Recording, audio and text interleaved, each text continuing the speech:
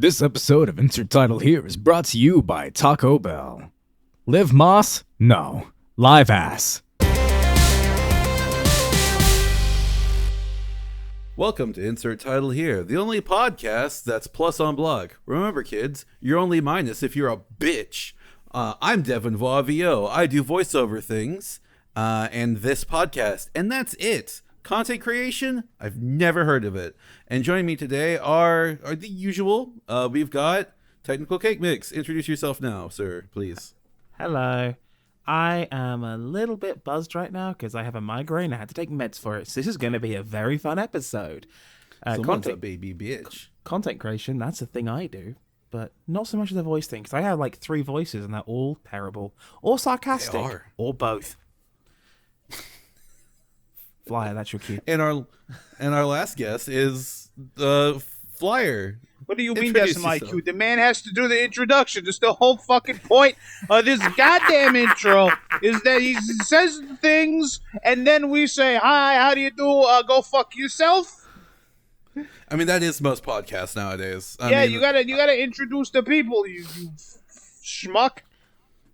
I feel like most podcasts nowadays, to be fair, usually just trying to work out what the hell Kanye West is tweeting about today. But I mean, most podcasts nowadays are just making sure they don't have anyone on their podcast who goes, I liked Hitler. Anyway, I'm Flyer. Hi.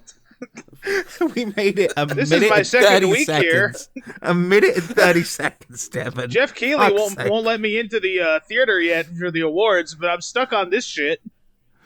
Oh, fucking hell. Look, I'm sorry that Jeff Keighley is just, you know, he's not accepting you and that we did. I guess, you know, you're just I don't know how to take that. Oh yeah, speaking of maybe he's still mad about the fact that I directly added him and called him the Dorito Pope a few times. I don't know. Speaking of games people mad at people, guess who finally blocked me on Twitter? And I mean on the Technical Cake Mix account here. Oh, Kamiya? He finally did it? No, Adam Sessler. What did you do to make Adam Sessler mad besides call him a baldy? I am in no position to make fun of another man's hairline. One of my favorite Christmas greetings is, may your Christmas be whiter than Adam Sessler's nose. He finally found it and blocked me. I don't see why he would be mad at that joke. There was that one bit on X-Play where you just did Link was a cocaine addict, a drug addict. It's more than just X-Play, dude. Like E3 2015 or 16, whenever he was hosting the Bethesda showcase, I was watching it with the wife, right? And she was like, "What the hell is he on?" Like, she knew nothing about Adam Sessler. She knew nothing of like the running gag that he's operating on cocaine, and she's like, "This dude is operating on something," because he was like bouncing off the walls. He was really wired, erratic, snappy. You know, it was like clearly just twitchy and fucked up on something hard. Like, it was just, what the hell? I'm like, oh yeah, that's Adam Sessler. Like, the running gag is that he like does cocaine with teenagers and tries to fit in. Amazing. And she was just like, what the hell is wrong with this guy? And I'm like, we've been trying to work that out for years. Speaking of what the hell's wrong, Tech TV. Speaking of what the hell's wrong with that guy, Xander is still in the lost dimension. Now apparently David Draymond is singing to him, so we're trying to work that out. Still haven't got that 7th Dragon Ball. If we could just get someone send that to us, please, that'd be great. I swear, that man and his hatred for all things Draymond is just, it astounds me. For David Draymond's 7th Dragon Ball. Is he back on Twitter now, David Draymond? Is he? I don't know. I've seen him. Okay, so I guess we're talking about David Draymond now. I saw he posted a new song, and I haven't listened to it because I'm like, is this gonna be another song about how Twitter hurt his fifis? Like, I don't know. Yeah, frontman of Disturbed, older, wiser, no more caps, no bullshit, LOL. Yeah, no, he's back on Twitter because we got banned before. And okay. What? Yeah, he's just his usual nonsense on Twitter. Okay. Oh boy. I'm not gonna, like, we're trying to be a fun podcast, and I'm operating on some medication designed to treat migraines, so I don't really want to like go down this rabbit hole while I'm in this state. But yeah, he's back on his bullshit. Great. Also, like making fun of Kanye. To be fair, like very, very rightly so, making fun of Kanye West. But like, Who isn't? Jesus, that man is having a supervillain arc. I know last week we spoke about Elon Musk and the ultimate I can fix him Grimes. Kanye West is having a supervillain arc, right? We're all accepting this. He's gonna like unveil a mega death weapon next week. He needs to get back on his meds. He needs to get back on his what? Sorry, Devon. He needs to get back on his meds. Just that's all I gotta say. Or at least get some, or just get your mental health in check. And like, cause like, dude, that is excessive and insane.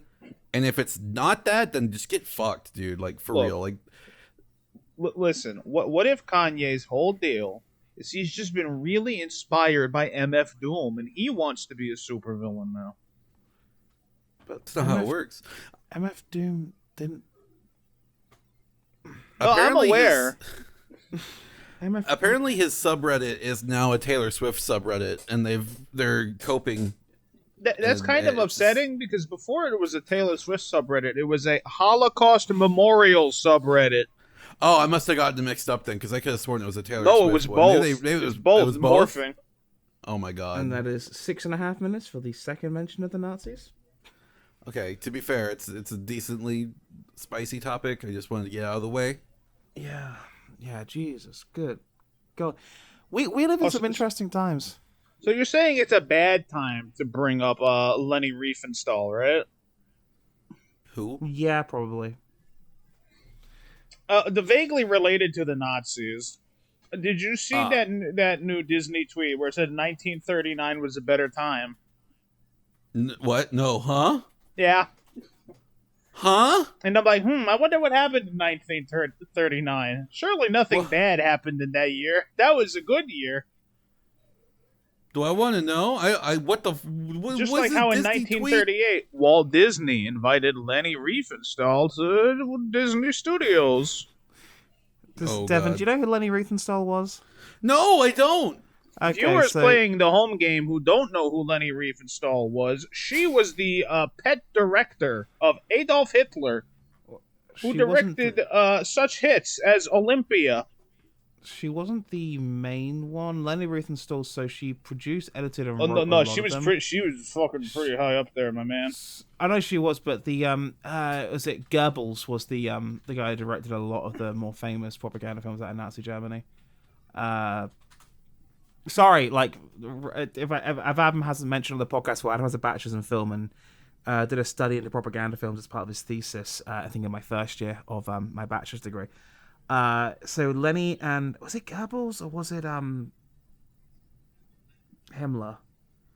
One of the big inner circle. Yeah, one of the big inner circle was basically feeding her the ideas, and she just ran with it because she wanted to be like this German maverick. Because she was really heavily inspired by a lot of like the Soviet expressionism stuff, and she saw the propaganda that the Soviets did in the mid-20s through to about the late 30s, particularly things like Battleship Potemkin and Strike. And she kind of ran with it. And then, I mean, you can watch a lot of these films. They are, of course, public domain. You can watch a lot of them on YouTube for free. And you can see the techniques she used, particularly trying to align, like, the uprise of the Third Reich with, like, things like the Olympians and the uprise of, like, the Third Reich with things like... with German mythology. Yeah, like it's an interesting case study nowadays when you look at like again, we're not going too far down this rabbit hole, but it's very interesting to look at it from the lens of modern political unrest, particularly in North America, namely the United States. When you look at guys like the shaman bloke who tried to break into the Capitol building a couple of years ago, and you look at that and go, huh. If you'd like to learn more, type in Triumph of the Will or Victory of the Faith. That movie doesn't exist anymore for political reasons. I think there's still okay. No, there's like one or two copies of that film that survived to today, Victory of the Faith. Yeah. Because, not to go down the history rabbit hole, but once upon a time, Hitler had a friend who he decided was not his friend anymore, and then erased him from reality. Oh, Riefenstahl was Joseph Goebbels was the one I was looking for. By the way, it was Joseph Goebbels, the Minister of Propaganda. Yep. Anyway, hey, Tekken 8 announcement in like 4 days. We're getting a Tekken 8 announcement. What?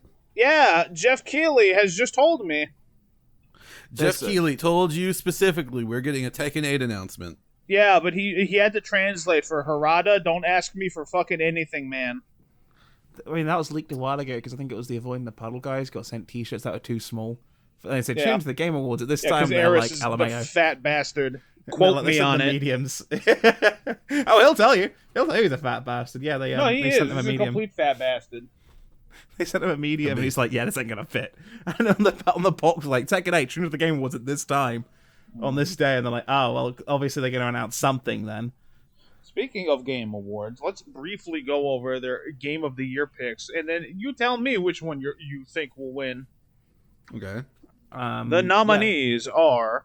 Before we get into this, we should probably preface the game. As of time recording, the Game Awards are what, 4 days away, 5 days away? Yeah, it's 4 days away. For those of you that are not time travelers, the Game Awards are December 8th, 2022. In case you didn't get that memo, or you're in the future. Which is the future for us. Yes. So by the time this comes out, the Game Awards would have happened. Yeah. By the time this will come out, the awards will have happened, and we'll all go, oh yeah, of course that one won. And the nominees are A Plague Tale Requiem, Elden Ring, God of War Ragnarok, Horizon Forbidden West. Not that one. Xenoblade Chronicles 3. Probably not that one. And Stray. It's probably going to be Elden Ring, isn't it? Stray feels like a meme pick. I don't even know why it's in the running. Oh, probably because like it was really, really popular for like 20 minutes, and it wasn't even that good. I haven't played it, so I got no take on it. But it was really popular for like for it had its 50 minutes of fame, and I think honestly, it's just more there as like something different compared to everything else, Yeah, it's kind of a left of field pick. It's like was it a couple of years ago? They what the hell was it they threw in there last year that was very clearly left of field? Hang on, Game Awards 2020. Well, he's googling that. I mean, because I'll be honest, I only played one of those games this year, and it was Stray, so I don't feel like I can genuinely give an answer on that one. I mean, yeah. So last year's nominee, Psychonauts 2 was just thrown in there for shits and giggles because no one actually really liked that game that much. Fuck it, Double Fine. Yeah. It wasn't as charming as the original. I'll say that much. Yeah, but also Deathloop was in there, and Deathloop was kind of a mess. But yeah, I think the nominees last year were It Takes Two, Resident Evil Village, Psychonauts 2, Metroid Dread, Deathloop, and Ratchet and Clank. And I still think Dread should have taken it over Village. But... Oh no, the winner was It Takes Two. Oh yeah, that's right. Now I remember why I was more upset. Yeah, which I mean, I get why that game won it because again, this is a popularity contest. Yeah, that's all it is. But like, it was definitely a bit of an moment. Like this year, I'm pretty convinced Elden Ring is going to win it because nobody can stand the fucking Sony fanboys on Twitter like trying to compare it to God of War, and I was like, these are two totally different styles of games. Shut the fuck up. What do you mean? They're both men with sword. He go on an adventure. God of Wii. Yeah. Also with Elden Ring, like I'm still seeing people talk about that game now. I was actually on Twitter earlier when I was out with the wife doing some holiday shopping, and a lot of people were talking about it, like still sharing tips on how to beat certain bosses, builds, this, that, and the other. I think that's gonna be relevant for a very, very long time to come, and probably longer than. I hate to say it, it's probably going to be a new Bloodborne in terms of like From Software title we don't stop hearing about, Oh, cool. We'll so never it's see be a it game... again after 15 years. Got it. Yep. Yeah, I was going to say it's going to be a game that I'm going to buy for $15, get about halfway through, and then say, fuck it, I'm done. You'll probably like this one more than you like Bloodborne, just because of Bloodborne, you do have endgame scenarios where if you get stuck, you can't progress. With this one, everyone was saying... That's the thing. Okay, here's the thing. I've talked about this into oblivion, but like... I just don't vibe with them. I just can't. Like, everyone's like, oh, well, you like fighting games, you like Bloodborne because it's more offensively, and I'm just like, no, I don't like it. That's just not for me. and that's the biggest fear I have with buying Elden Ring, because I feel like if I buy it and I play it and I end up not liking it, I'll just have wasted my money, and that's why I'm waiting for it to go on sale. So you might vibe this one a bit more, just because if you get stuck, you get frustrated. Just go to an area where there's easier enemies, and you can just bitch slap them for a bit to get the stress out, you know? Maybe. Or even just find a different, map boss to have fun with. Yeah, but then you get to a certain point in the video game, and all the options kind of disappear. Yeah, it's the only thing, yeah. And it does fall apart for me. Would you rather that? Would you rather another obnoxious round of Sony ponying after The Last of Us Part 2 won the other year? I don't care. Neither. Yeah. Jeff Keighley won't let me say this in public, but it is a 3-hour-long commercial. I hate it. Oh, yeah, no, 100%. Like, anybody who is unironically watching that show, deserves a slap. A really big fucking slap. The only time I ever watched it was just for the Smash announcements, and when they announced Sephiroth, they're like, "Yo, let's go! Okay, great, 10 out of 10." Like that was it. That's the only time I ever gave a shit. I don't even know where Jeff Keighley even came from. Did he just spawn into existence? It's like, I'm the Magic Game Man, and I picked the games that are good. Jeff Keighley's been around since Tech TV and earlier. Okay, you gotta remember, I grew up. Right? I didn't have cable. This man predates satellite. G4 in terms of game journalism, and he's one of the few people who actually are the journalist part. I know he was one of the early people on IGN as well in the early 2000s. He's been, right. I think it was IGN he was associated with ? Spike Video Game Awards was him, so he's always been kind of in this weird Game Awards type thing. It's not even game awards, it's just game coverage in general. Yeah. So we just decided to make a Game Awards show, or? Yeah, I mean, I get why he did it, because there really wasn't anything, tying together like this in this industry. The problem is that, everyone and their fucking mother does a Game Awards type show on every publication, you know? Yeah. IGN will have their picks for Game of the Year. Destructoid will have their picks for Game of the Year. Fucking Polygon, Kotaku, Tech Raptor, whatever fucking If you are a game website, or publication, you have some form of game award show. Yeah, so it felt a bit, I don't know, like an excuse to sell ads for 3 hours more than anything else, which again, it is. And I'll be honest, if it wasn't for the fact that we like to riff on it, I probably would skip it and just watch the trailers in the morning, which is what I normally do if I'm completely fucking blunt. But I get why it became a thing. There wasn't a unifying show, but I don't know, what it really ends up being is just fucking fanboy bait for stupid discussions from idiots on Twitter claiming this, that, and the other is superior. I don't fucking know.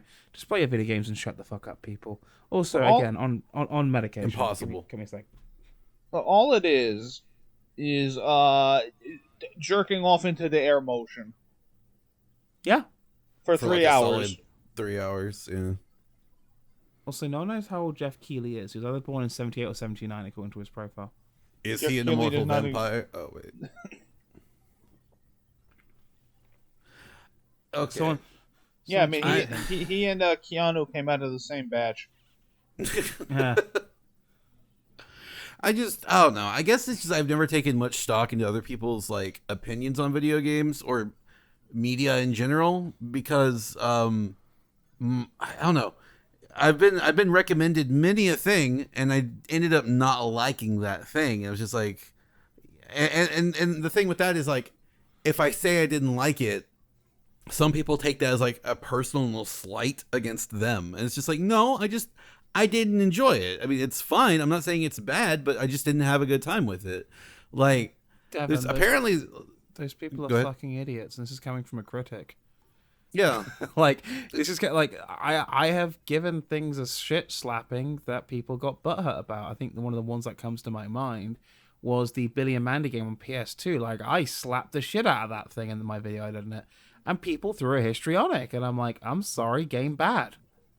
And you don't need to get me started on whenever I point out that Sonic Adventure 1 and 2 are actually bad. Whenever I point that out on Twitter, how ugly that gets. Like, some people can't divorce criticism of a media property from their personal identity, which is a bit silly, but that's kind of the world we live in, you know? Like, people, particularly in certain parts of the world, they have a bit of a tribalism about it and a bit of a sports culture about it, which is kind of silly, if I'm honest with you. But yeah. I want to say that this is a 30 and younger problem, because a lot of this is you did not have a childhood of things, you had a childhood of brand. Yeah, that's a good way of looking at it. So, like, if you're going like, oh yeah, you know, don't talk shit about Disney. Disney was my childhood. It's like my man and my guy. That is a corporation. That is not a person. That is not a friend. That is a business entity. You could say films were your childhood. You watched a lot of films. You don't necessarily have to be, oh, I watched a lot of Disney growing up. Like, I don't care. Company bad. Yeah. I mean, and a lot of people take it, again, as like a personal slight against them. You don't like something. Like, especially the one that really chaps my ass is when people make their whole personality like Harry Potter. And it's just like, I don't give a fuck what magical fucking sorting hat told you what magical room you were going to be in.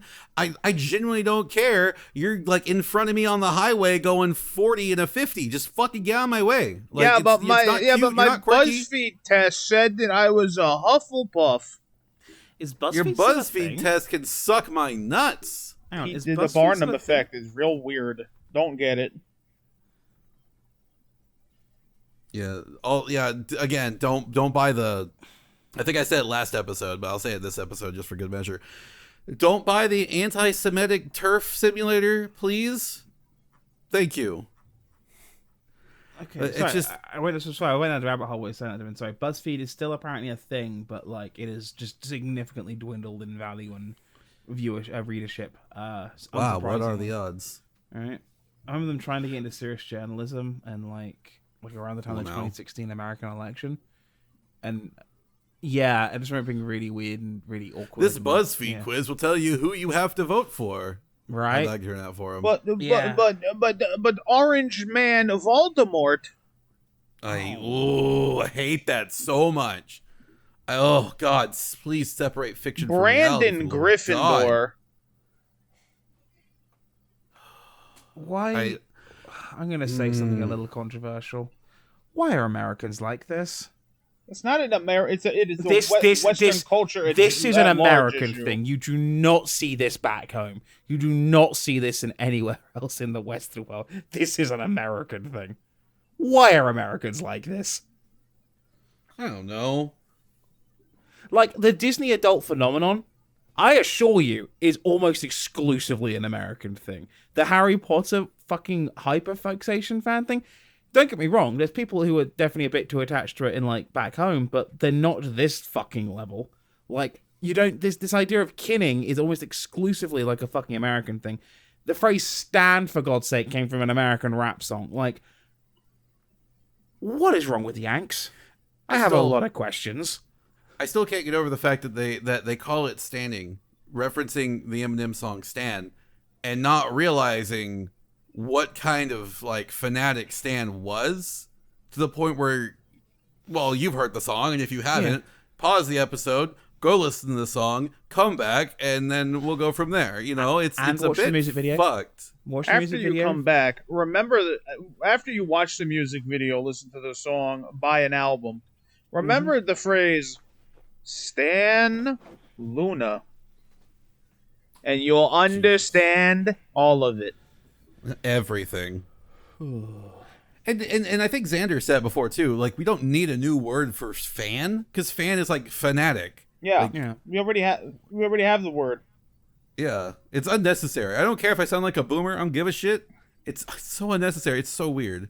Embrace the bitter millennial, Devon. Embrace it. If you stand something, I will have umbrage. Anyways, Stan Satohara. Don't.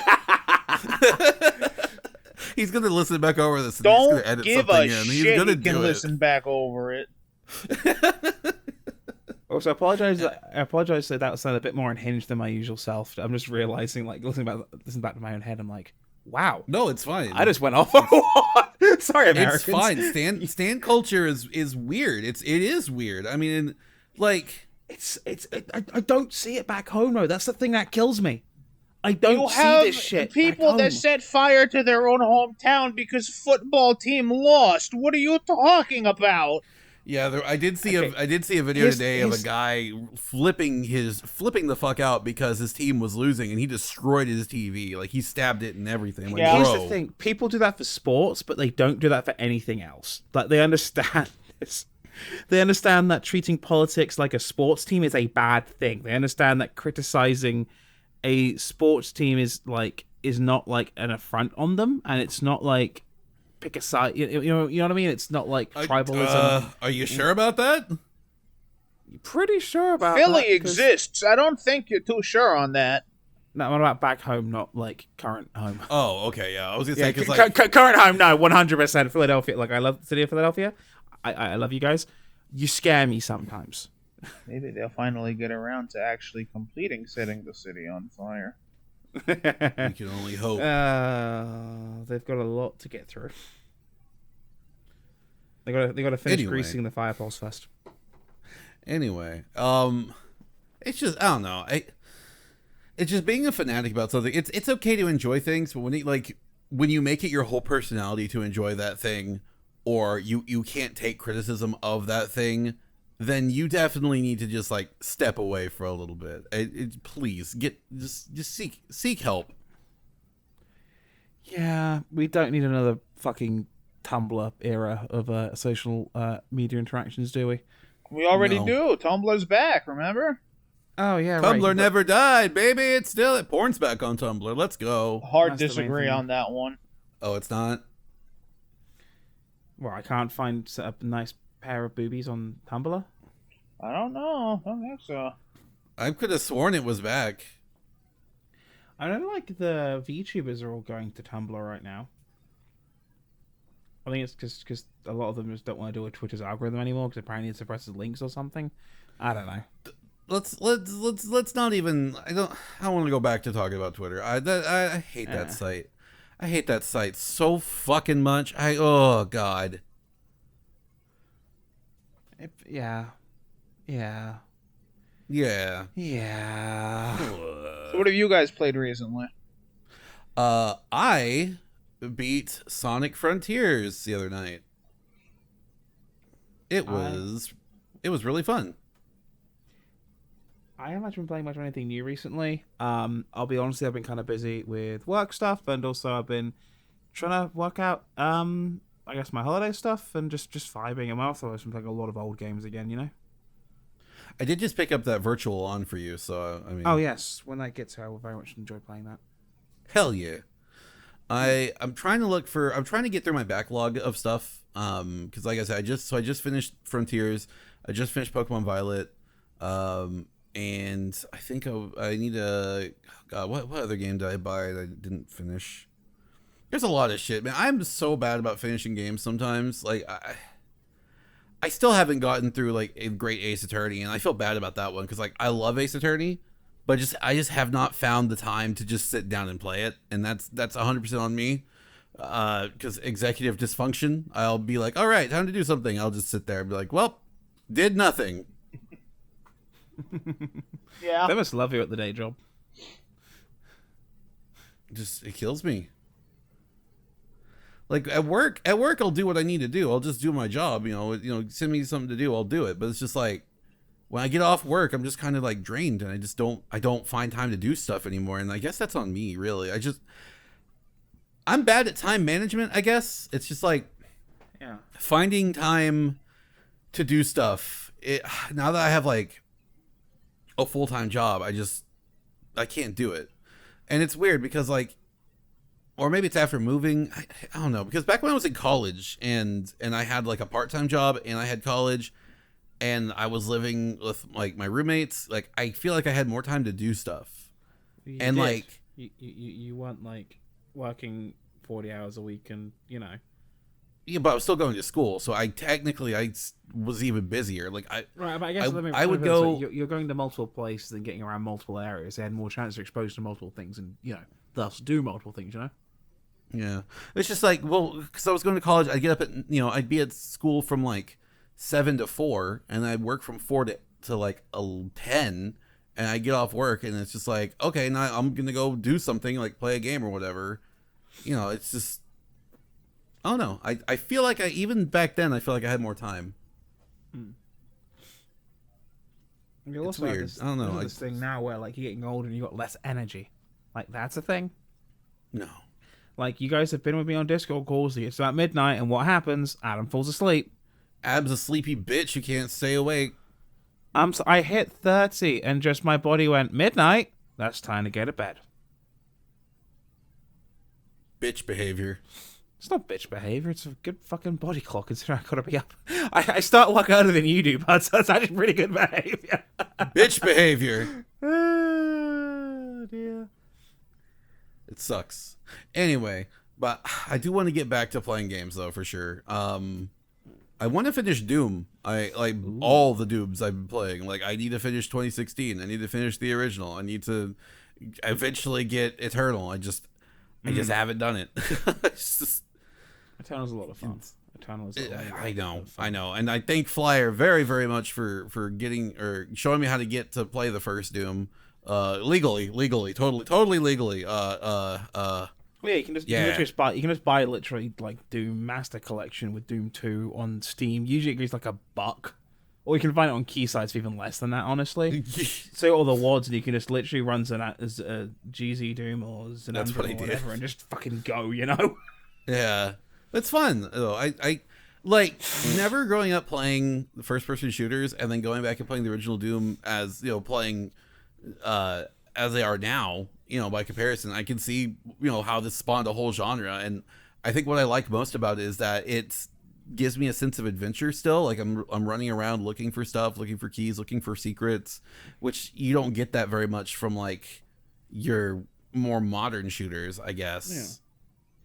Well, here's a question for you. Do you have the 3-dimensional aiming turned on in the modern source ports of Doom, or do you have it properly classic? I think I have the 3-dimensional aiming on.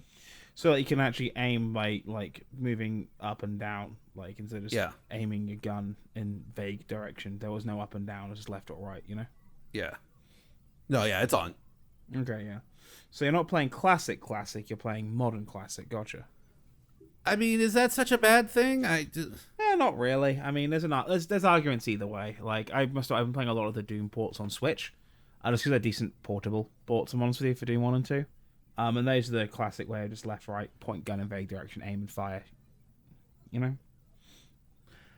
I guess. I never played it on my computer when I was younger. Because I just never did. It's a surprisingly good Doom port. Doom Game Boy Advance. What?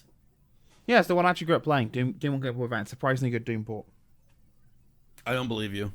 No, seriously. It's.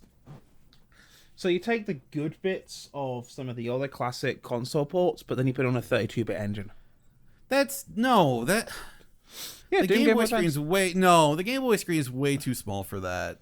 Doom Game Boy Advance, it runs. I mean, it's fine. It's great for a portable. Did it come back? Okay, so answer me this: did it come out before the SP or before the SP? Before or after? I think right before. Yeah, it was like one of those midlife GBA ports. Okay, so would that mean that if I played it on a backlit GBA, everything would look washed out? No, actually, it looks fine on a backlit GBA. I think you're gonna have to watch the AVGN episode about the Doom ports to learn more about this one. Oh yeah, oh yeah, that's right. He did do that, didn't he? Yep. It was a Halloween special this year. John Romero shows up in that episode. John Romero's gonna make you his bitch. Okay. Fucking Daikatana. Don't bring up Daikatana. I'm not playing Daikatana. It's not happening. Dude, that is a video just waiting to happen for me, isn't it? Oh, your JonTron Awakening. Oh, wasn't that like I'm not saying that was his first video, but that's like the first video I can remember, like when he first started. I think that actually was his first major video. Yeah. I want to go on a full conversation about that, but okay, it's weird thinking. So I don't want to talk about like him, but I do want to talk about just how like YouTubers in general is just like how the production value has like evolved over time. Like looking at like a bunch of like YouTubers' early stuff to what they have now, it's insane. It's like it's like watching a I say that's natural progression. Plus, you also get a budget, you know. Yeah, You might get a budget. You want a good example of that exact thing? Mm. Markiplier. I've never Early watched. to now is a completely different animal. Like you mentioned, Ghost, you might have some like filmmaking techniques under the belt. I look at the AV Gen, right? But you look at like the production values, like the early stuff, compared to like now. Like it's mind blowing how far it's come. And now it's like a team of people, you know. It is interesting. I mean, we have very actively like I brought up Markiplier. Like he's nominated for like a daytime Emmy. What? I did not know this. Yeah, look it up. That's no way. Congratulations. Well, I type in Markiplier, and the first thing that shows up is OnlyFans. So it's that. Oh yeah, he did do that.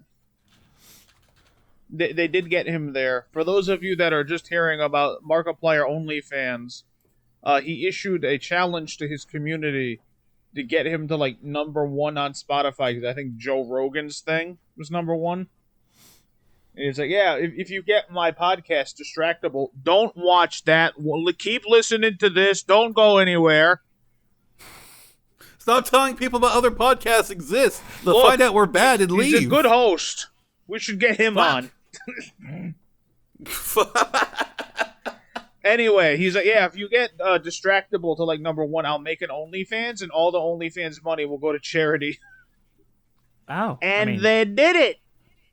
So what does he post in his OnlyFans? Like, I don't know. I'm not fucking giving him $5 a month to find out. Does he post whole? I'm not giving him $4, but whatever it is a month to find out. You want to find out? You do it. I don't want to. I don't want to. Or wait until it gets posted on 4chan. I don't know.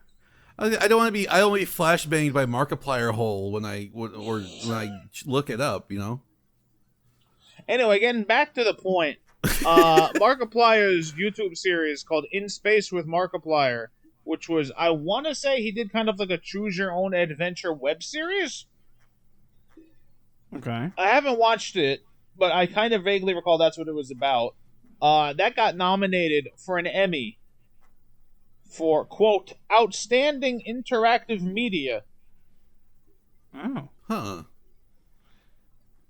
I don't think they've done the Emmys yet, so I don't think he's won anything, but he has been nominated. Apparently another YouTube person has been nominated for an Emmy.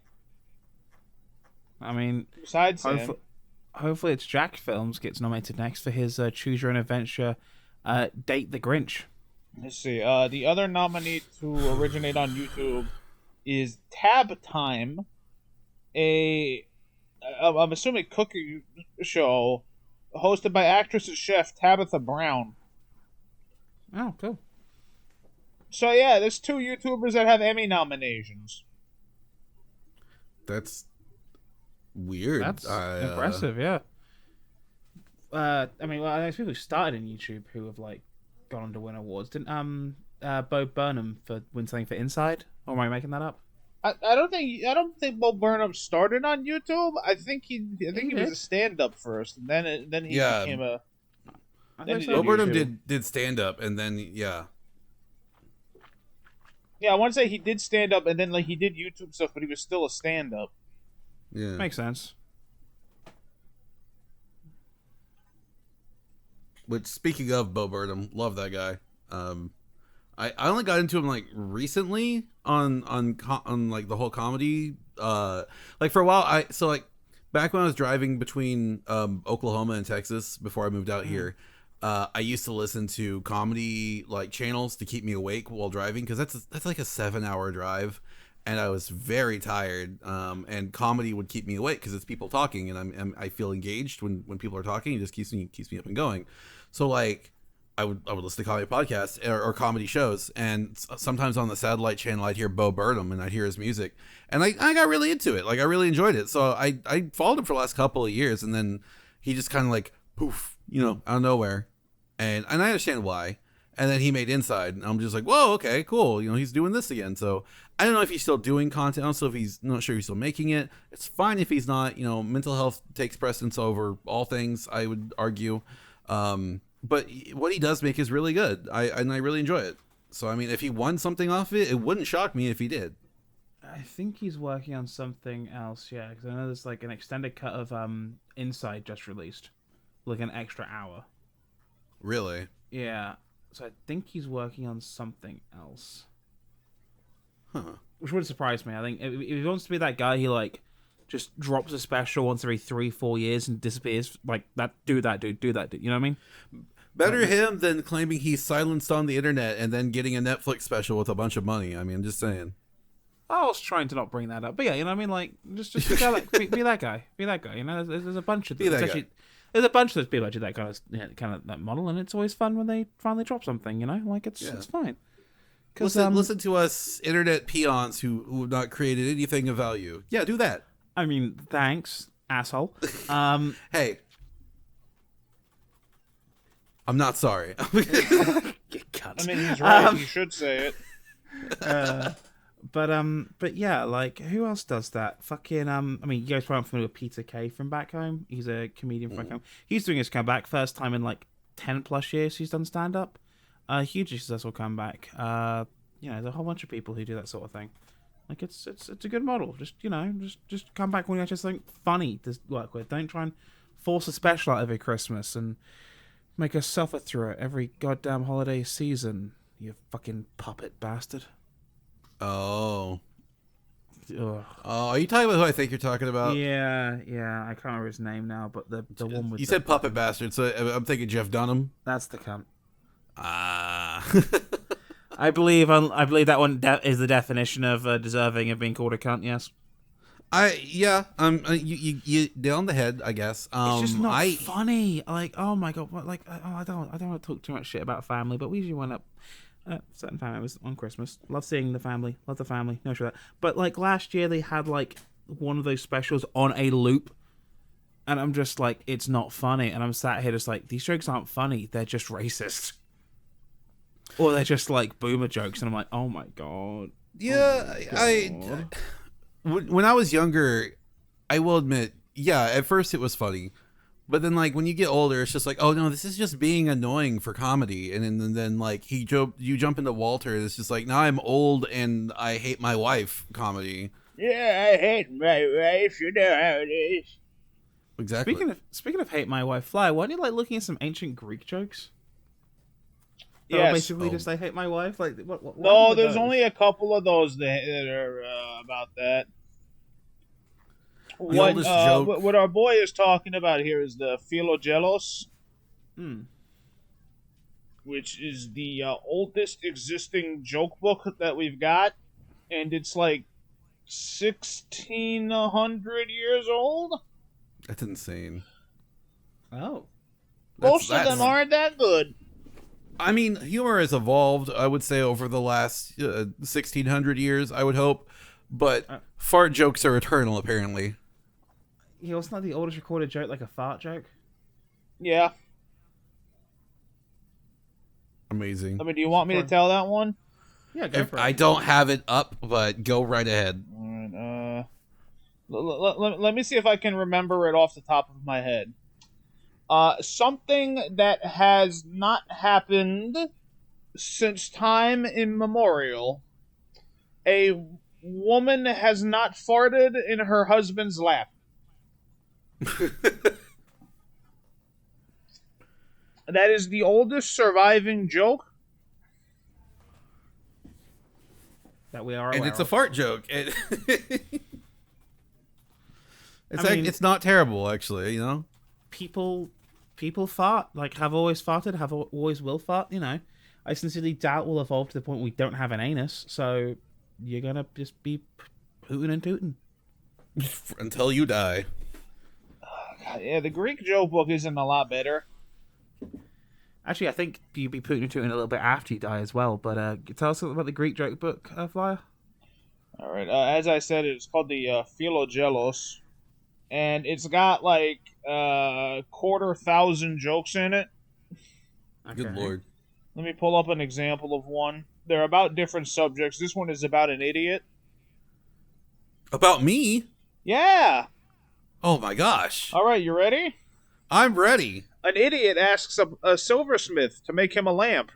How big do you want me to make it? The silversmith asks. The idiot replies, big enough so that 8 people can see by it.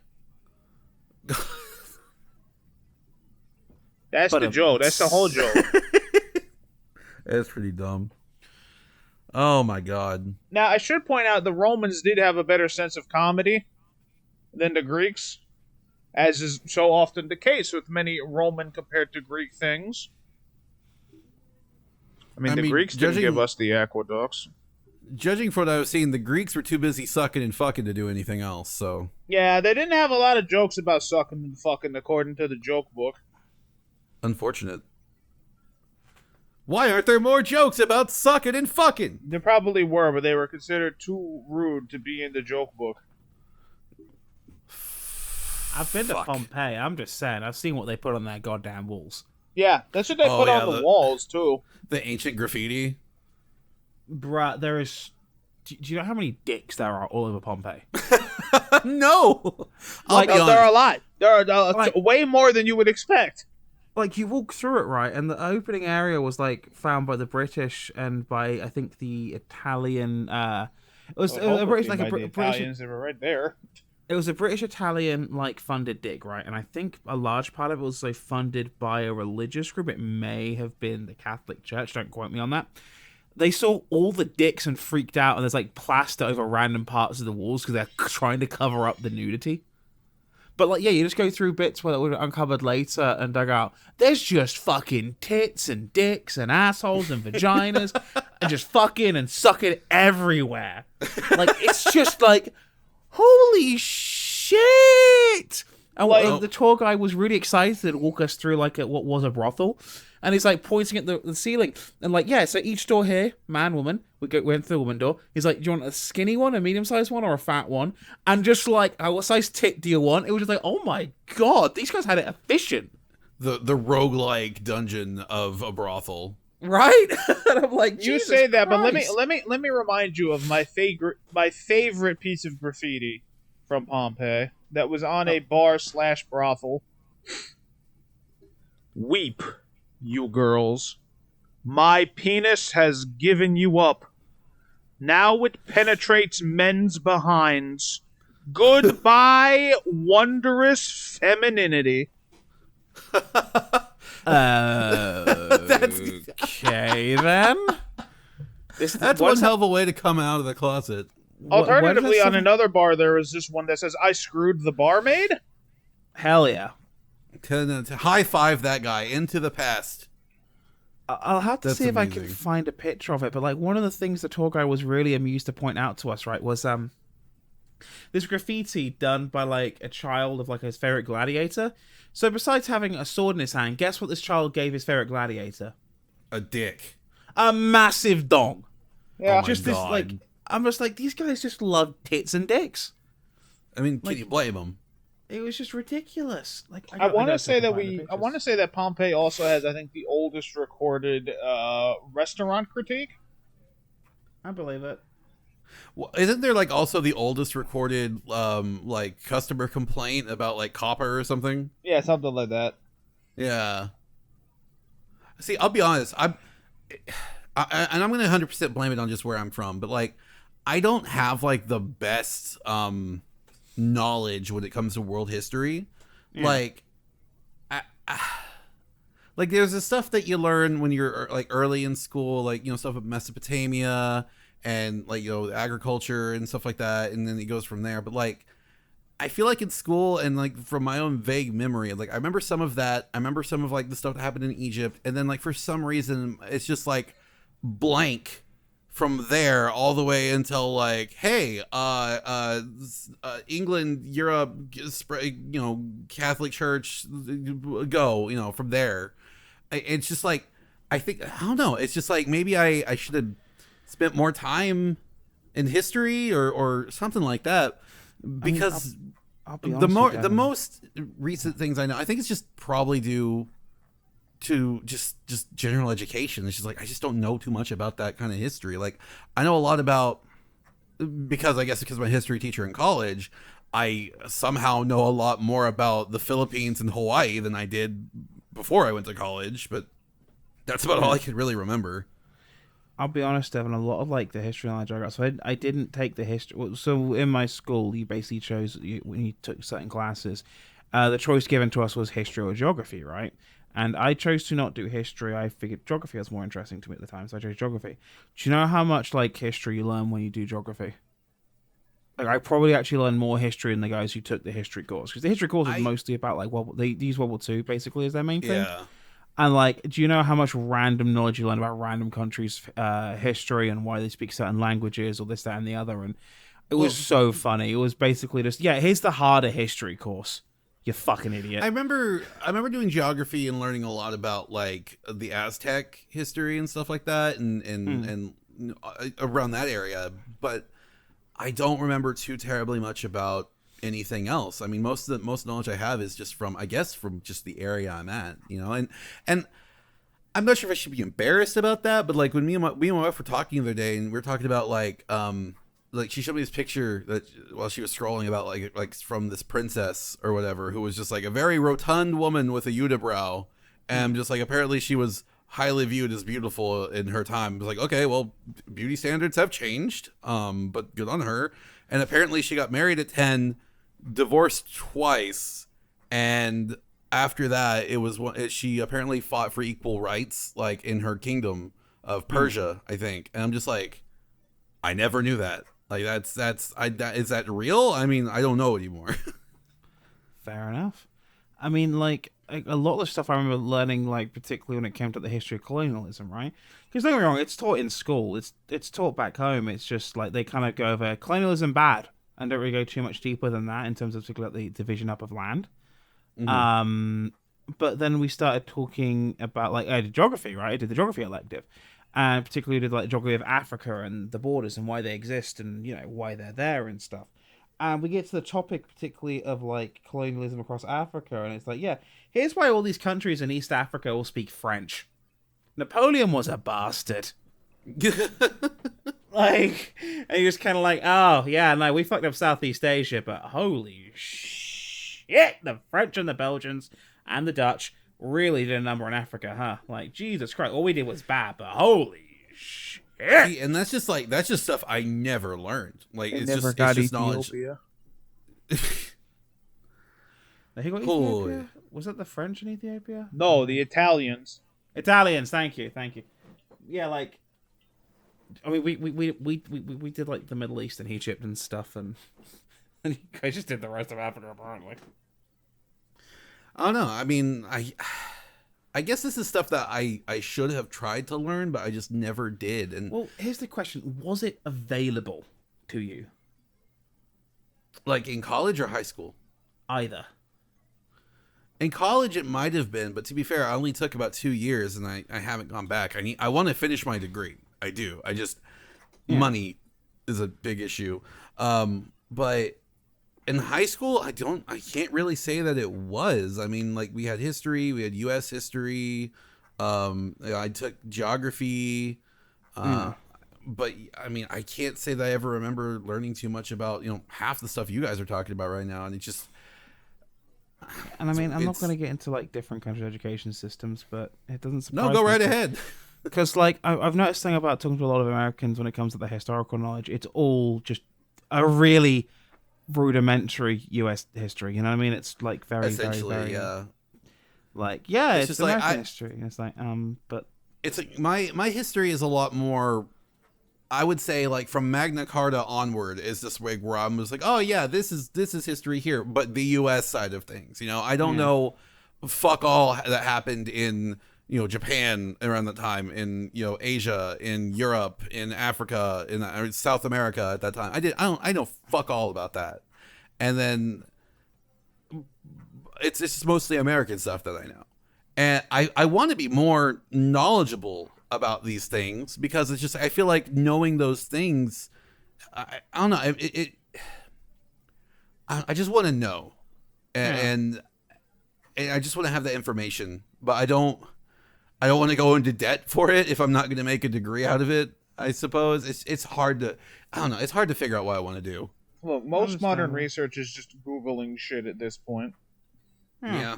Go down a Wikipedia rabbit hole. Have fun. I should. I really should. Yeah, go on the Gutenberg Library and see if you can find any 1800s Roman texts.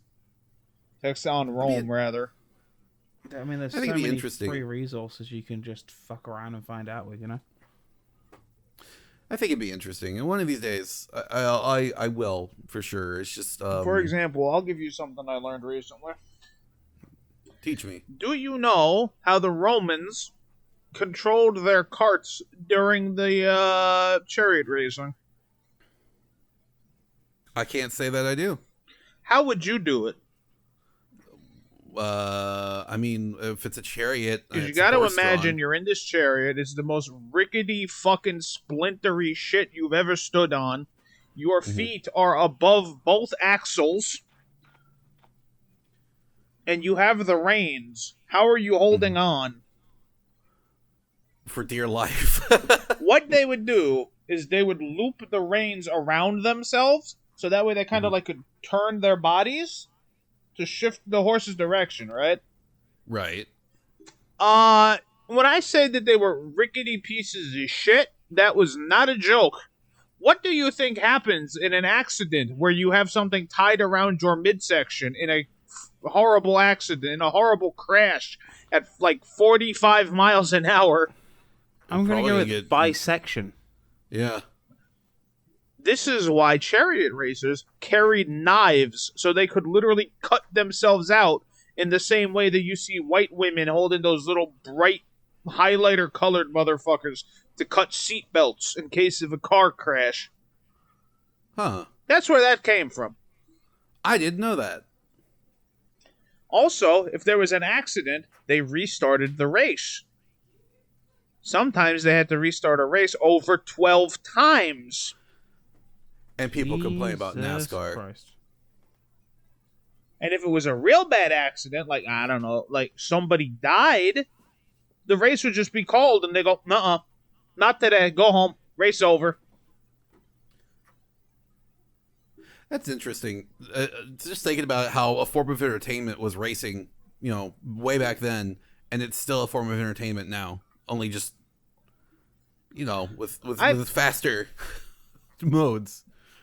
I mean, to an extent, there's also, like, very dumb thing to say, but in a way, jousting is kind of on a comeback. Wait, really? How so? I mean, compared to the fact that people have stopped doing it for hundreds and hundreds of years, and now like modern HEMA and Ren Fair type shit. I just can't get over how jousting is just basically two dudes running at each other with really pointy sticks. Well, you gotta remember, the whole point of jousting was like kind of like knights showing off, and they weren't supposed to die. But sometimes they would, so... Yeah, because that's just the nature. You know, it's like, yeah, sometimes people died in boxing matches because they just take a concussion and they just die. Like, any physical sport people have probably died in just because of an accident. Oh, absolutely. Or an intentional thing, but I'm talking about accidents right now. Yeah, weird historical tidbit. Nobody died during the bare knuckle boxing days because... because you literally could not hit hard enough to kill a man with your bare hands. You'd break them. Mm-hmm. But now with boxing gloves, you hit a lot harder because you're essentially punching with a pillow. Mm-hmm. You don't feel the blowback on your hand. Yeah, whereas if you wanted to punch somebody's head in bare knuckle boxing, you've just broken most of your fingers. Yes, you have. Good luck ever doing bare knuckle boxing again, if that's the case. That's interesting. I did not know that.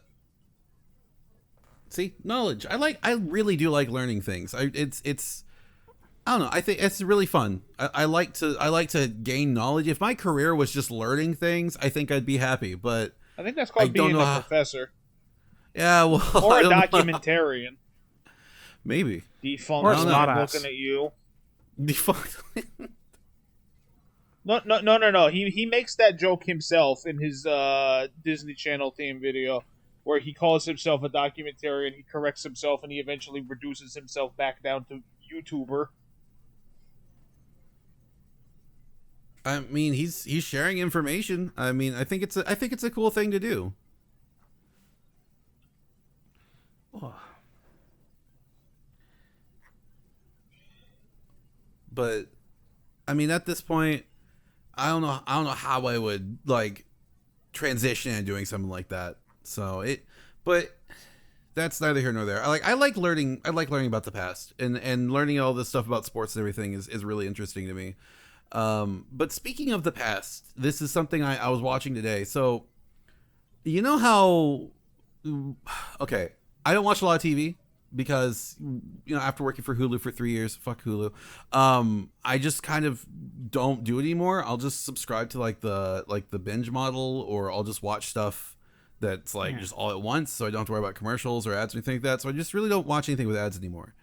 And I was watching TV downstairs because, you know, my father-in-law, he likes to have TV going while we eat or whatever. It's fine, whatever, I don't care.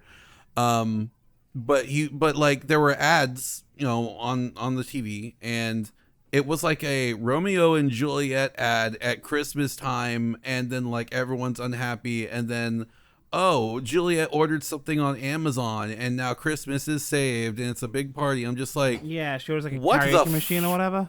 yeah, I'm like, what the fuck is this? What the fuck kind of commercial is this? Get everything you need to bring the family together this holiday season on Amazon.com, I think was supposed to be the message.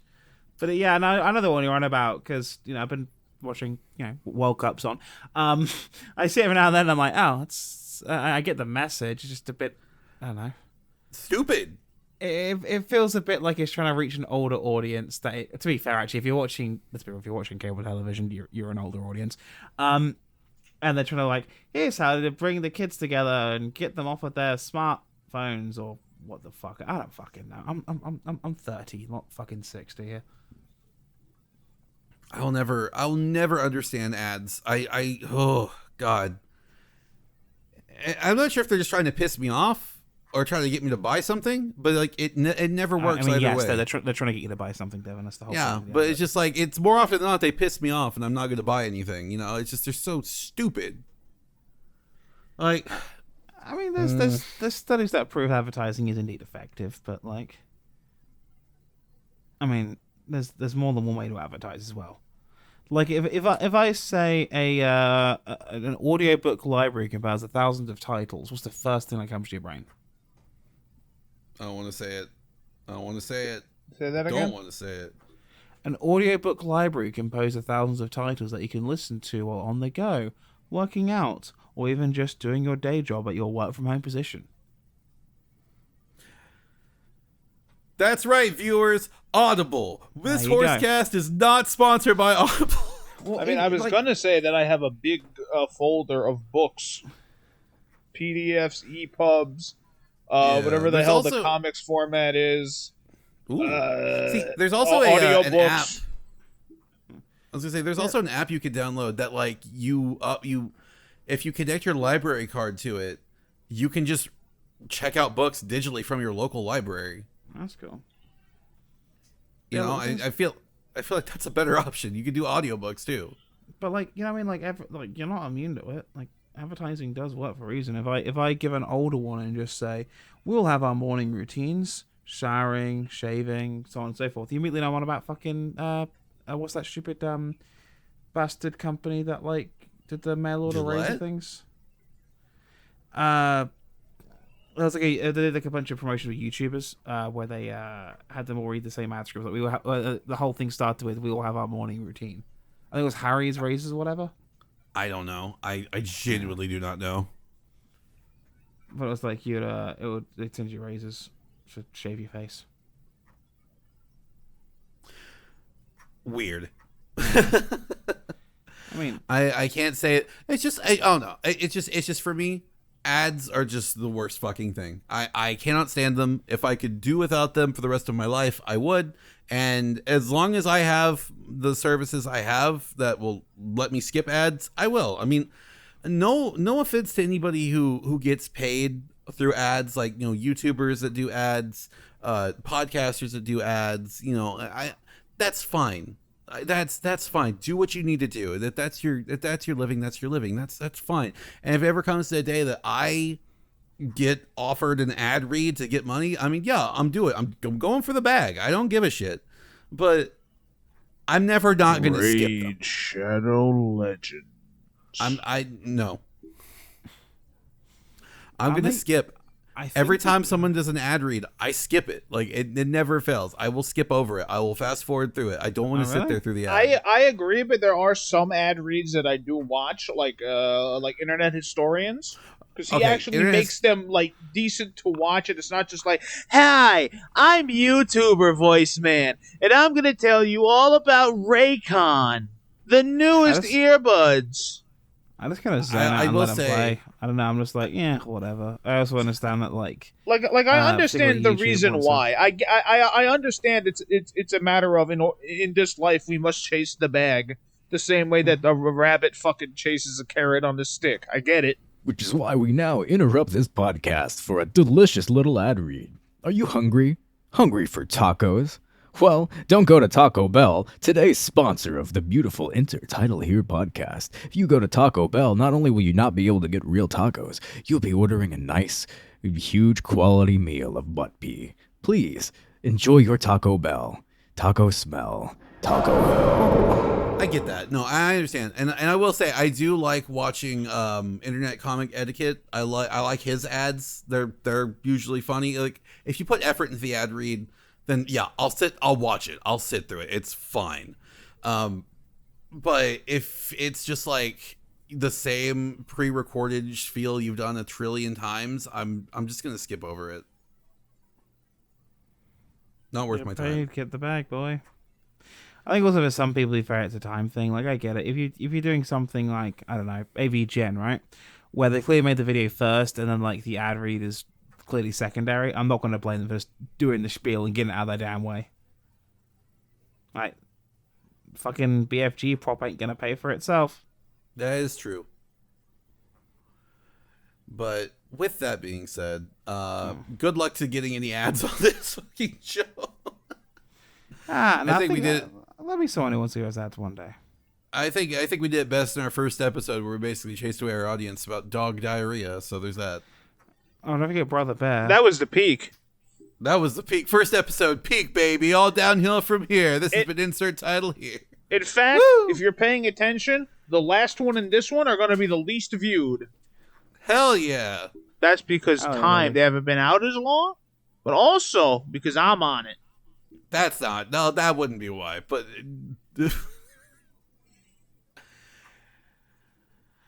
God. Anyway, I think I'm out of stuff to talk about now. How are you guys feeling? What do you mean? You have something to talk about. Why don't you tell us about the game that you streamed until fucking 2 a.m. yesterday? Oh, okay. I can talk about that. Okay. This will be what I talk about then. All right. So recently, it ties into another thing that you played recently and finished. Yeah. Okay. I guess I can talk about it. I feel like it's been long enough. So potential spoilers for Pokemon Violet. So Flyer got me to play a Pokemon Emerald ROM hack, and it was basically a roguelike. I don't remember what it's called. What's the name of it again? It's Emerald. Pokemon Emerald Rogue. You said all of the words, just not in that order. Pokemon Emerald Rogue. And it's really interesting. They basically give you random Pokemon that you go in with for your starter, and then you pick the kind of where you want to go, and just from context clues, you just kind of figure out what kind of area you're going to run into, and you just kind of go from there. And honestly, it's not bad. It's a lot of fun. Should point out it's based in Emerald as like a visual like it's in the Emerald as a ROM hack, but it goes up to Gen 8. So it looks like Gen 3. It's visually Gen 3, but it has mechanics and gameplay elements like up to Gen 8. Like it has the physical special split. I was about to bring that up. Yeah, it does have physical special split. It has Gen 8 moves. I don't know if it has any Gen 8 Pokemon because I didn't run into any of them. But if it doesn't, that's fine. I know I think it's got variations, but I guess in my run, I didn't run into any of those. Anyway, and it's a lot of fun. It does do away with a lot of leveling because it does understand that I'm not playing an RPG anymore. I'm more or less playing a roguelike. And you do get rewards for however far you go. I mean, I want to say 5, maybe 6 badges deep before I lost, and my entire team was wiped out. And when your team wipes out, as you do in roguelikes, you start from square one with your starter, and you start all over again. And it was very interesting to play through. I do look forward to going back to it again. I'll play it occasionally. But it's definitely something I think that maybe Pokemon should look into, or at least trying out new things. Because let's be real, this year we got 2 Pokemon games. We got Pokemon Legends Arceus, we got Pokemon Violet and Scarlet. And of those 2 games, one of them is much better than the other. And I'm gonna say it's Arceus. And the reason being is because it's different. It does so many different things from your normal Pokemon game. Like, yeah, of course, you're still battling, you're still catching the Pokemon, you're still meeting trainers, you're still, doing the normal stuff you do. You're getting you're collecting your Pokedex, whatever. But what it does differently is that, like, there's no badges. There is, like, you're battling the totem Pokemon. You're trying to complete the first Pokedex. There's actually a reason to catch Pokemon now. Or catch multiples of Pokemon. You don't have to battle every Pokemon you see to catch it now. I mean, you can just run up and catch it. There's like different modes of traversal, whatever. There's so much that you can do in that game, and it plays so much differently from every other Pokemon game, and it's really enjoyable. It's a lot of fun. And then Violet has come out, and I don't want to get started on its technical messes because oh god, I don't get how you go from a game like Pokemon Legends Arceus to whatever the fuck Violet is. That is a massive mess. I should not be able to. It's got open world traversal a lot like Scarlet and Violet, not Scarlet and Violet, so a lot like Arceus, but worse somehow. Like, for some reason, I can backwards wall jump up a damn mountain with my ride Pokemon. Yeah, Skyrim horse. Yeah, I should not feel like I'm playing Skyrim out of fucking Pokemon, man. And oh my god, and I do like the let's go mechanic. I like that I can just to get the materials, and there's a crafting mechanic in this game like there was in Arceus. It's a lot more simplified, and it's easier to find stuff, which is a little disappointing, but I get it. But it's, aside from those are the biggest difference. Everything else is just the same kind of Pokemon game. You're fighting the bad team. You're fighting the gyms. You're doing the side story. You're running to the legendaries. You're fighting the big boss at the end. You catch the legendary. You fight the Elite Four. I mean, it's every beat is the same as every Pokemon game. And the story in this one is, I will admit, yeah, it's pretty good. It's probably one of the better Pokemon stories, but like from a gameplay perspective, it's just the same fucking thing. Not to mention the raids are fuck awful. Like, the raids are so bad, I almost just want to go back to the Sword and Shield. Like, those raids are so much better. The raids in Scarlet and Violet are just so disappointing right now. They're broken. They're a laggy mess. Half the time shit's happening before you can even react to it. They're like, yeah, what if we just like sped up the raids and everyone just went at the same time? Terrible fucking idea. Awful fucking idea. Should have just left it the way it was. But just overall, I feel like it's not worth the $60. It's absolutely not worth that price right now. So if you can get it on sale, get it on sale. Or if they eventually release a patch that fixes all the problems with it, yeah, then buy it then. That's fine. But right now, just avoid it. Just do not buy it. And this is coming from someone who's played literally every Pokemon game that's come out since fucking Yellow version. Just don't. Save yourself the money. It's so disappointing. I think it is weird to see a first-party Nintendo game in this state. Like this is not something you typically associate Nintendo. Well, this is... there's a technicality on this. It is not technically first party. Is this? Yeah, he's right. It is Game Freak. And Game Freak TCPI. is technically third party. Yeah. Despite the fact that it has been married at the hip. Second party, I guess, at this point. But yeah, I guess. It's. I get. Part of me. This is not an excuse. This is not me defending the game in any way. Part of me wonders they got told they couldn't delay it because if they delay it till, I don't know, February, March time, they'd then be going up against like Zelda Breath of the Wild 2. Well, with that being said, yeah. I mean, here's the thing. So they can't. It's TCPI is what it is because they release the games, the new cards, and the anime all around the same time. So if they delay one, they have to delay the others.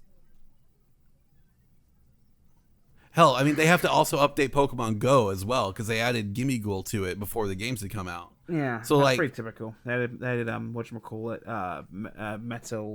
little metal bastard to it. Yeah, Gimme Ghoul. Meltan, yeah. Meltan, that kind, yeah. Yeah. So like, it's definitely TCPI, and they don't want to like put things on hold, but when they absolutely should, and it's just people will defend it. People are defending and saying, well, it's on the Switch, its hardware isn't that good, or it's like, it can't render that well. I'm like, bullshit. Breath of the Wild was a launch title. Yeah, look at Breath of the Wild 5 fucking years ago, almost 6 years ago. Look at Xenoblade Chronicles 2 and 3. Mario Odyssey. Yeah, like there is no excuse for it to look like this. This is ridiculous. Like, no, TCPI, they could have done better. People is the Pokemon Company International. Should probably throw out for people. Oh yeah, the Pokemon Company. When I say TCPI, yeah, the Pokemon Company International. But like, it's ridiculous that the game was released in this state. Like, it could have been a better game, and instead of like putting money where they should have, like, we got like weird non-voice acted cutscenes, which they're doing for some reason still. There's no excuse. We're not on like a strictly handheld console anymore. You can do voice acting. It's fine. But no, we got fucking Ed Sheeran in the end credits. Ew. Yeah. Not a fan. And back to the whole point of this whole thing. I was having a really great time with that Pokemon Emerald ROM hack, and I will say there's two sides to this. There's having a team that's not weighed down by meta. Yeah, it's having a team that's not weighed down by deadlines and having to keep in line with what Pokemon is as a series. That's they have that advantage, and that's why that game is as good as it is. But on the other hand, I think that Pokemon needs to kind of go in new directions, give us different stuff. Like, take Pokken, for example. Like, give me another Pokemon fighting game. That's really cool. Legends Arceus is different from your normal Pokemon game. It's really fun. I mean, no one shuts up about Pokemon spinoffs. Everyone really likes Pokemon Snap. I like Pokemon Stadium, as you can tell by my streams. I love the console Pokemon games because they're technically different. Like, I have to start with a different starter. The story is a little bit more intense sometimes. The battle system is different. I get different shit out of it. It's a different experience. And like camping, it's intense. Sorry. I was joking. It's a bit like camping. It's intense. Jeez. And giving me those different experiences makes for a better time. Like, I still want to play the Pokemon tactical RPG, the one that's like, Advance Wars, Tactics, the Nobunaga, Fire Emblem. Nobunaga's Ambition. Nobunaga's Ambition Pokemon. Yeah, that. I want to play that still. I'm probably going to find it and just put it on my DS and play it that way. I want to say that series is like fucking 27 titles in Nobunaga's Ambition for audience awareness. Yeah, it's been around since like the 82. It's been around a hot minute. And I want to play that one, and because a tactical Pokemon RPG, that's crazy. People love Pokemon Ranger. People love what's the other one? Like the only spinoff I can think of that's like bad that did not do well is like the Pokemon Rumble games and Pokemon Treyose. Like, those aren't great, but like all the other ones like Pokemon Ranger, Pokemon Mystery Dungeon, Pokemon Snap, the people love those, and it's kind of disappointing to see that like TCPI won't just like step out of their comfort zone. Playing Pokemon in a different way, or forcing me to use different Pokemon or different like anything, is usually makes for a better experience. Like with Black and White, I thought it was super ballsy to like only let me pick like 150 Pokemon from like only new Pokemon. And I ended up loving that one. I thought it was great. I didn't get to this default to like my classic team that I would use or classic Pokemon I really like. I had to pick new stuff and learn new things. And in a world with like a randomizer, like that Pokemon ROM hack I was playing, I was forced to pick a team that like of Pokemon that I usually wouldn't pick. Like, yeah, my starter was Heracross randomly. Of course I'm going to pick Heracross. This is my favorites. But I used like a Lapras, which I've never really used before. I used a Lairon or Aggron, which I've never used before. I used Electrode, which I've only ever used in Stadium. You've never used an Aggron before? No, I've never used an Aggron before. What about Rosalie? Like, I've never used a Roselia either. No. I've used a Rose Raid. Actually, okay, that's a lie.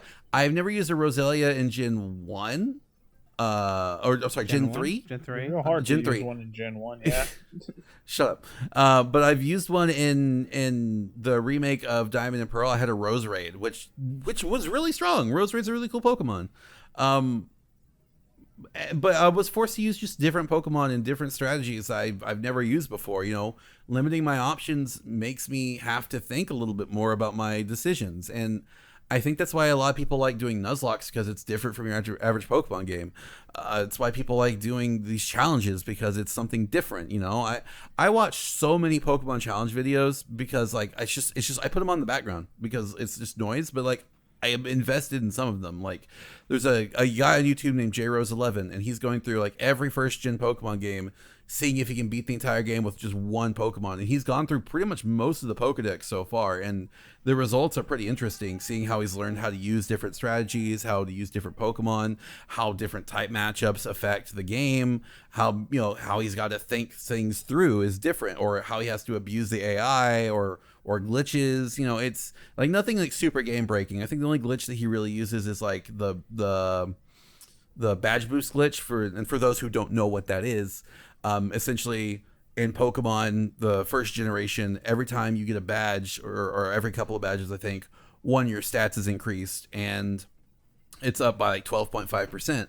However, the game, being Gen 1 and being a broken, buggy mess of a video game, it's every time you do a stat boosting move,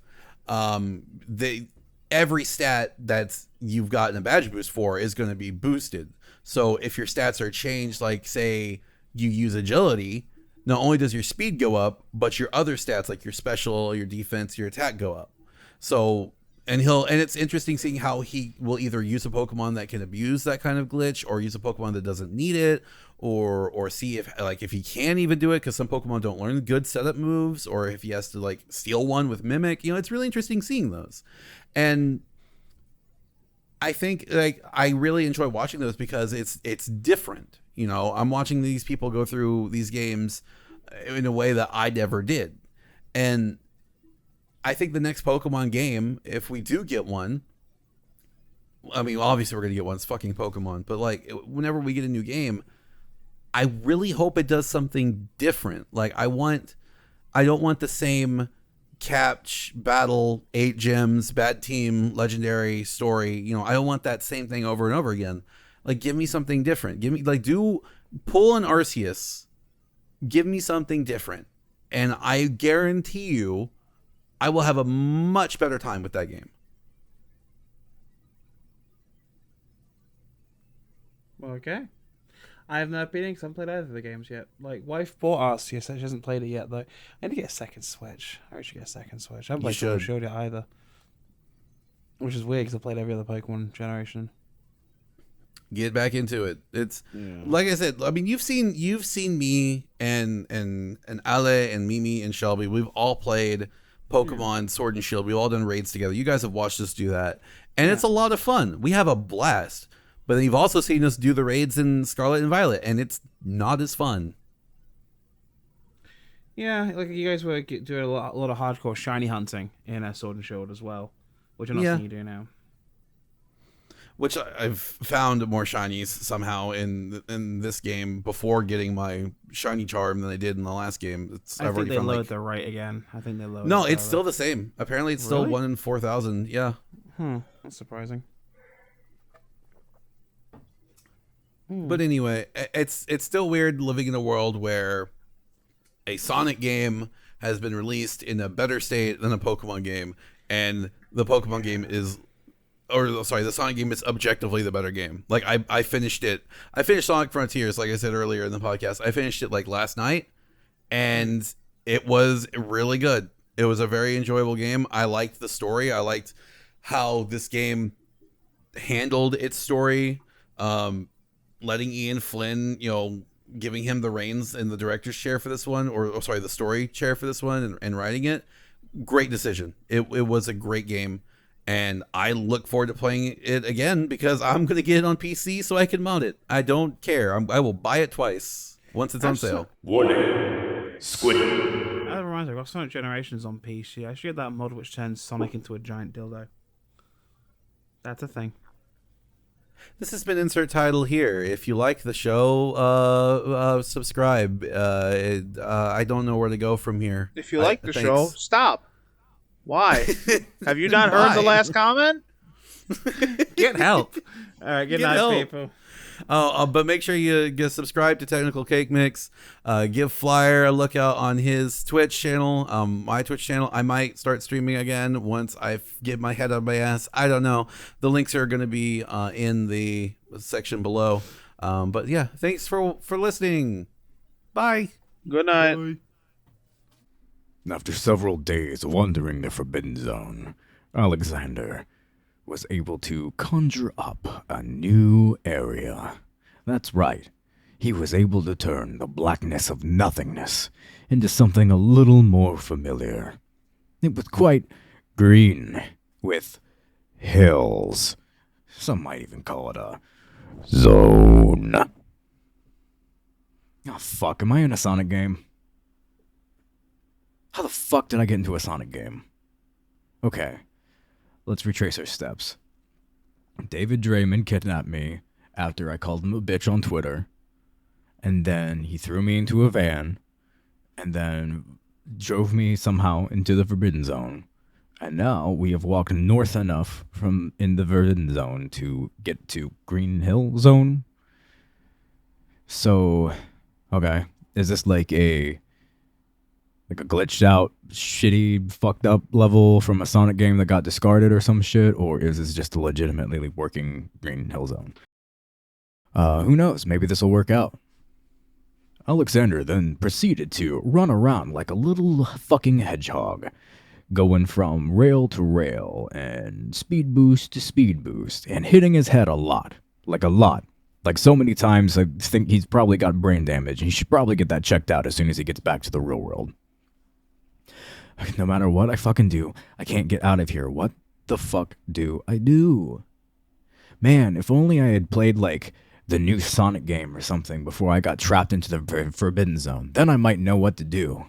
Watching in the distance, from atop the highest, the greenest of hills, David Draymond watched as Alexander tried in vain to escape the Forbidden Zone. You will not be escaping today, my friend. You will never be escaping ever again. I have you now.